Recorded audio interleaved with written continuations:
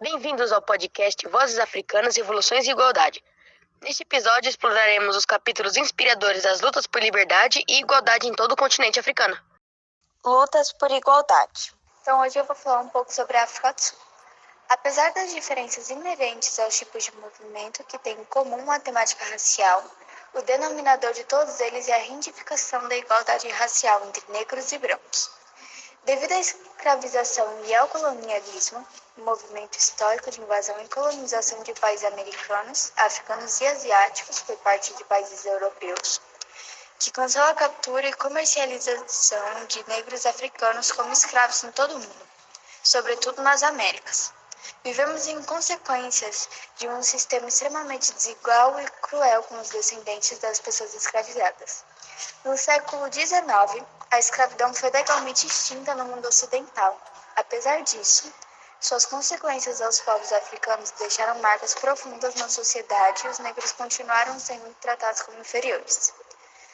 No sul dos Estados Unidos e na África do Sul, houve um sistema de segregação racial oficial, amparado pelas leis, que excluiu as pessoas negras do acesso aos mesmos serviços que a população branca, além de ter estabelecido um sistema de separação que impedia que os negros fossem integrados na rotina social como as pessoas brancas. A África do Sul é um país que tem hoje expressiva população branca por conta do colonialismo inglês e que, durante os anos de dominação inglesa e da jovem república que surgiu após o fim da dominação, ficou marcado pela segregação oficial no sistema político dominado por pessoas brancas. Para exemplificar, podemos perceber que o primeiro presidente negro do período republicano da África do Sul foi Nelson Mandela, eleito apenas no ano de 1994. Antes de sua eleição, Mandela, que entregou movimentos contra a segregação racial em seu país, passou 27 anos na prisão por conta de sua dura atuação militante. Revolução da Etiópia. Na década de 1970, o Império da Etiópia enfrentava uma grave crise política, social e econômica, devido ao regime feudal de Haile Selassie, que havia deixado o país um dos mais pobres do mundo. A maioria da população vivia em áreas rurais, sujeitas a secas e fome, com terras controladas pelo monarca, nobreza e igreja. Isso levou a um crescente descontentamento, impulsionado por grupos como o Partido Revolucionário do Povo Etíope e o Movimento Socialista Pan-Etíope, que organizaram protestos contra o regime imperial, agravados pela crise do petróleo de 1973. A estrutura feudal da sociedade exacerbou as tensões, com a população predominantemente agrícola sofrendo com a falta de reformas. Haile Selassie, que assumiu o poder em 1930 com a intenção de modernizar a nação, enfrentou problemas crescentes, incluindo uma ocupação italiana em 1936.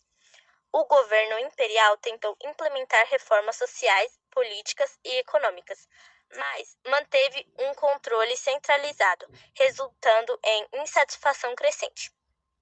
Uma tentativa de golpe em 1960 afetou a imagem do imperador, levando a uma conscientização política entre os militares e estudantes.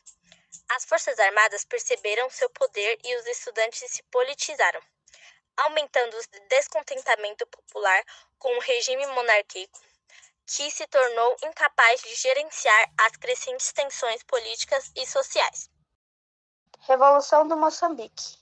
A partir de 1960, a política colonial portuguesa passou por mudanças devido à crise do regime de Salazar, resultado em reformas políticas e econômicas nas colônias. Como Moçambique, essas mudanças introduziam reformas que impediam o desenvolvimento da população negra em várias esferas. Manifestações contra o domínio colonial ocorreram por meio da literatura, arte e greves, ganhando força com o surgimento dos movimentos nacionalistas armados como o Frelimo, fundando no exílio. O Frelimo iniciou a luta armada pela liberação de Moçambique em 1964, criando zonas libertadas. Foram do controle português após uma década de conflito. Os acordos de Lusaka, em 1974, levaram à independência de Moçambique. No entanto, o país enfrentou desafios pós-independência, incluindo alta taxa de analfabetismo e impactos econômicos devido à saída repetida do aparo português. Moçambique, após uma década de luta armada e assinatura dos Acordos de Lusaka, em 1974, conquistou sua independência nacional. Em 25 de junho de 1975, Kutupou enfrentou desafios significativos, incluindo a alta taxa de analfabetismo e a saída abrupta do aparo português, que causou problemas econômicos, devido ao reparatismo de ativos e saldos por empresas e bancos portugueses, criando impacto negativo na economia do país. Independência da Angola. A independência de Angola, proclamada em 11 de novembro de 1975, marcou um momento significativo na história do continente africano. Após o século de colonização e o processo de descolonização, ganhou ímpeto nas décadas de 1950 e 1960, impulsionando pelos desejos das nações africanas de reivindicarem sua autonomia soberana. Em Angola, a luta pela independência foi liderada pelo Movimento Popular de Libertação de Angola, EPLA, pela Frente Nacional de Libertação de Angola, FNLA, e pela União Nacional para a Independência Total de Angola, UNITA.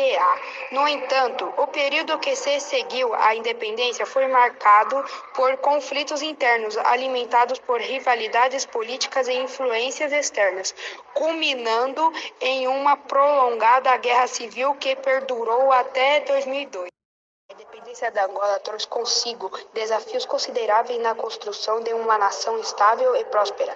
A reconstrução pós-guerra exigiu esforços concertados para superar divisões internas e consolidar instituições democráticas. A diversidade étnica e cultural do país acrescentou complexidade na tarefa de unificar a nação, exigindo políticas inclusivas e medidas para renomear reconciliação.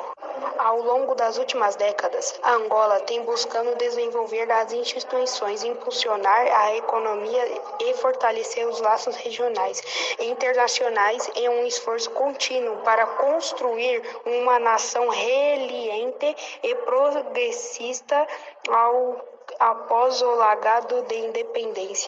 Um esforço contínuo para construir uma nação resiliente e progressista após o legado da independência. Agradecemos por nos acompanhar neste episódio especial de Vozes Africanas, Revoluções e Igualdade. Que essas histórias de coragem e resistência inspirem reflexões e ações em prol de um futuro mais justo.